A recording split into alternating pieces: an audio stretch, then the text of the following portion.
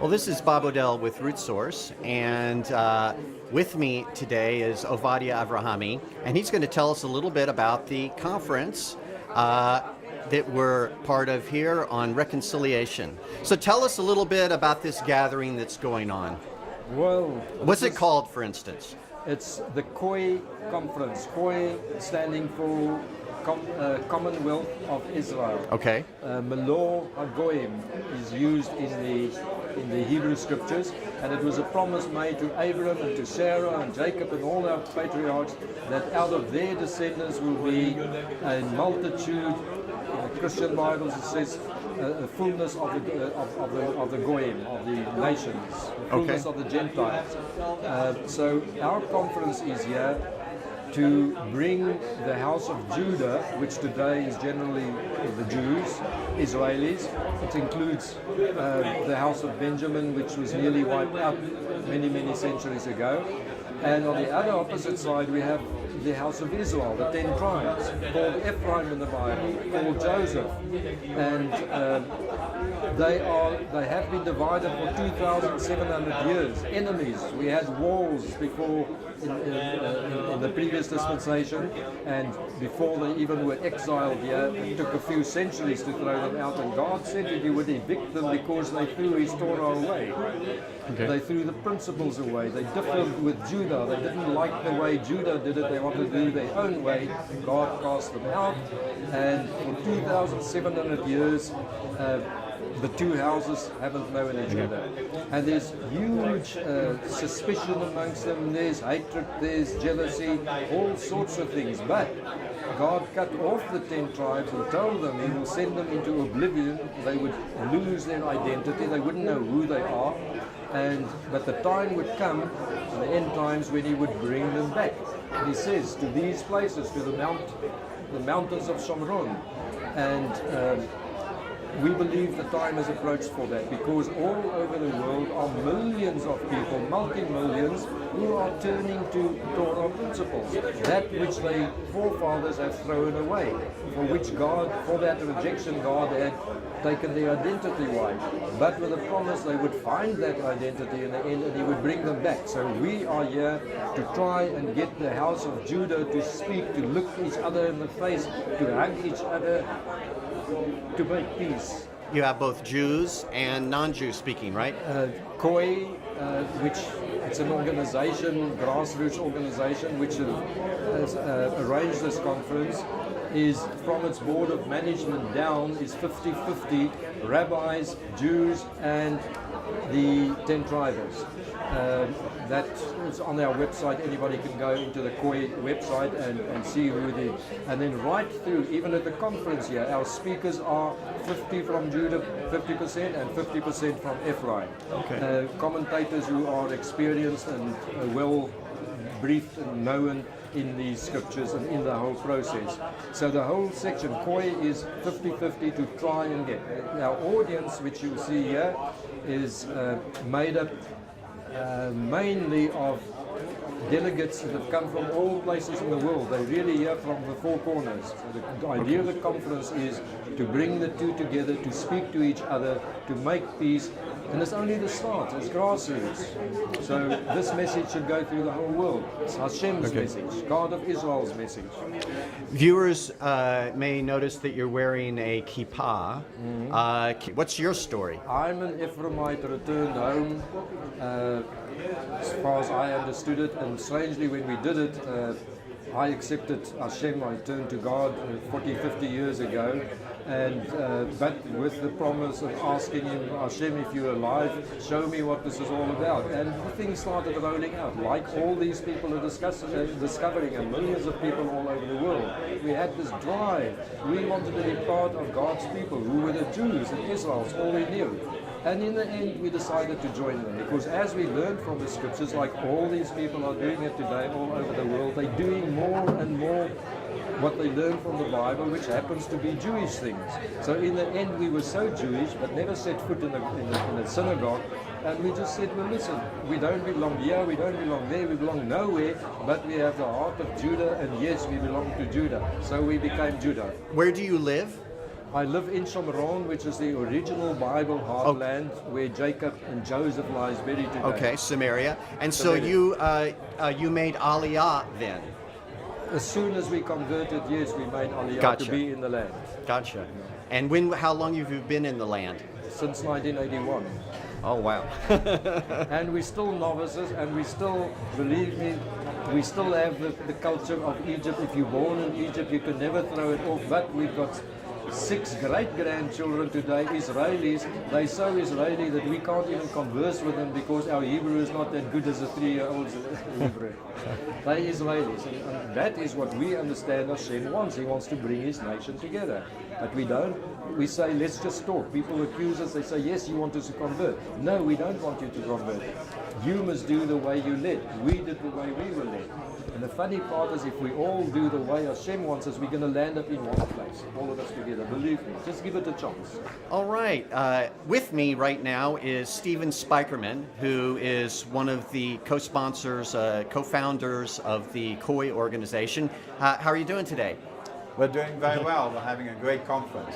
Well, we spoke with Ovadia a little bit about the conference and how it's gotten started. I wanted to ask you about some of the research that has gone into the 10 tribes over the years. Right. Yourself, Steve Collins, Yair Davidi have done quite a bit of research in the modern era. Yeah. Is that where it started?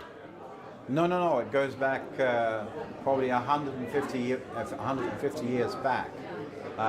It's not generally appreciated that there was a Christian Zionist in the United Kingdom who were really in favor of establishing a Jewish state in Palestine. In fact, the clamor for that goes back about 2 centuries. And as a side stream to that Christian Zionist movement, there was another movement which is called British Israel. And in this movement, which eventually attracted 3 million followers, including up into the royal family of Great Britain, when Britain still had an empire, and they believed that they were Ephraim, that they were of the tribes of Israel, that they were the sons of Joseph. Do you agree with a very broad brush idea that the tribe of Ephraim is headquartered, probably, maybe that's the wrong word, but centered in the United Kingdom? Yes.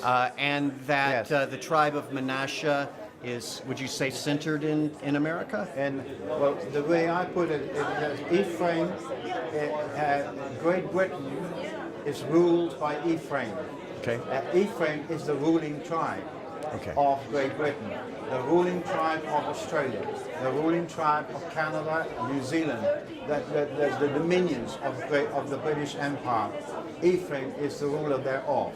But as far as America is concerned, the Americans are ruled by the tribe of Manasseh. So thus the 2 sons of Joseph have produced 2 great powers in our recent history, in the last 350 years. First, Ephraim, who was blessed by Jacob above Manasseh. He crossed his arms, you remember, yes. And he blessed Manasseh before and above. He blessed Ephraim before and above Manasseh. And therefore what you see is a great empire arises from this little island called England. And this empire is the greatest empire the world has ever seen. It brings railways, it brings universities, it brings ports, it brings the English language, it brings civilization to all the corners of the earth. It's a Joseph kind of ministry. It also brings missionaries to all the countries where the English go. And with that missionary activity, it brings knowledge of the Bible and knowledge of the scriptures. So this is Joseph's job, and so forth, and it's been fulfilled through the British and also through the Americans largely, who have between them translated the scriptures into 6,000 different languages.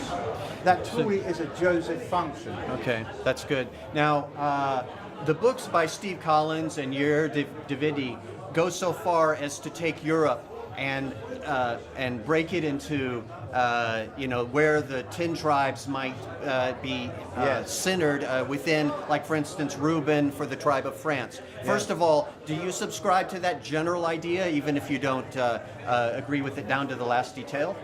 The Reuben question is very interesting in that when you look at the history of Great Britain and France, there is this incredible rivalry, intense rivalry, love-hate relationship.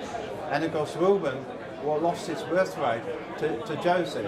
And Ephraim is England is a Joseph nation. Yes. And France is a Reuben nation. They've lost their birthright. England has it.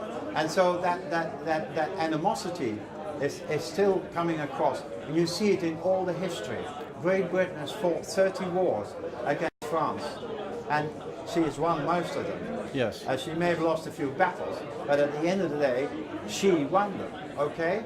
And so this is, and you have the situation where France has to be rescued and delivered by America and Great Britain and released. Interesting, yes. And released. You see, that's Joseph doing it again. Yes. You see? Yes. And what about this idea that Denmark might be related to the tribe of Dan and so forth? Absolutely. I totally subscribe to that. Okay. If you follow, see, Dan actually set up a trail.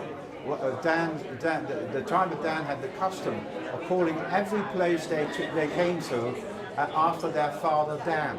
So you find Dan, Dun, Din, Dom, and all variations of the name Dan.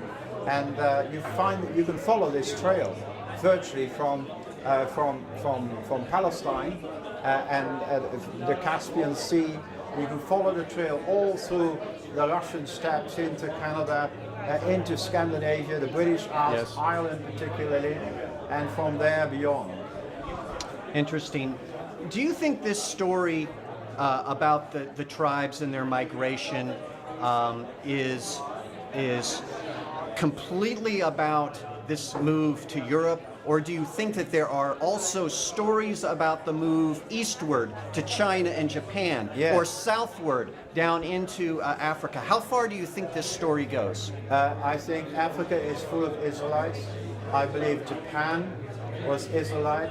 The Parthian Empire that Steve Collins talks about starts at the Euphrates River, and the Parthian Empire stretched right into China. Right. And so you'll find Israelites who remain behind in China, and in India, and in Pakistan, and in Myanmar, and all these eastern countries. And you'll find them also in Japan. In fact, the Japanese language, the Japanese alphabet, is very, very, very similar, almost identical to the Hebrew alphabet. They even have a custom in Shintoism of carrying an ark on poles into their Shinto temple. There are so many other customs. And in Papua New Guinea, you find all sorts of Hebrew customs among Stone Age tribes. It's quite incredible. Well, thank you, Stephen. This has been fascinating. Blessings on this conference, and we'll catch you later. Thank you very much, Rob. Blessings to you. Who am I speaking with? Merv Watson, co-founder of the Christian Embassy, Feast of Tabernacles, many other things here in Israel.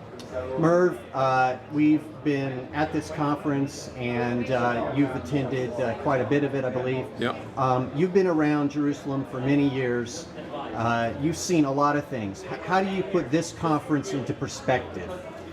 Well, this is becoming a conference center of the world. And the question is being dealt right now with this particular conference is how do we combine those people that have a new heart for Israel and a heart for the Bible, both sections of it, all these 66 books. How can we come together with Judah if we are Ephraim?